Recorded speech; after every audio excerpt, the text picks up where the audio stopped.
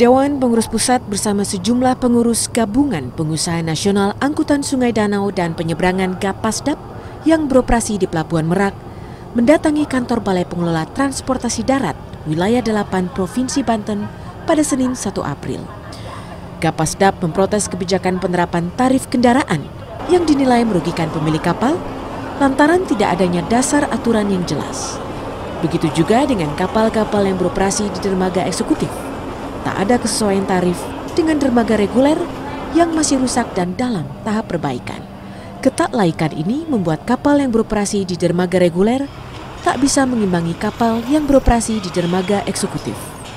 Untuk itu, pihak Gapasdap mendesak PT ASDP menghentikan sementara pengoperasian dermaga eksekutif menjadi dermaga reguler. Hal ini guna mencegah terjadinya monopoli usaha pelayaran kapal akibat dioperasikannya dermaga 6, yakni dermaga eksekutif Pelabuhan Merak, Banten. Pihak Badan Usaha Pelabuhan menerapkan tarif itu menurut kami belum seimbang. Harusnya karena kita kenal di sistem tarif angkutan penyeberangan sesuai dengan PM 30, itu kan harus ada dari golongan 1 sampai golongan 9. Kita dorong dermaga eksekutif, tapi dengan catatan Badan Usaha Pelabuhan dalam halnya ASDP juga konsen terhadap dermaga yang ada saat ini.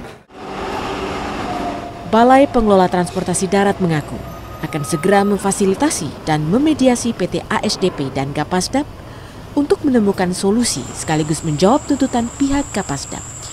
Dari Kota Cilegon, Banten, Susmiatun Hayati, Kantor Berita Antara, mewartakan.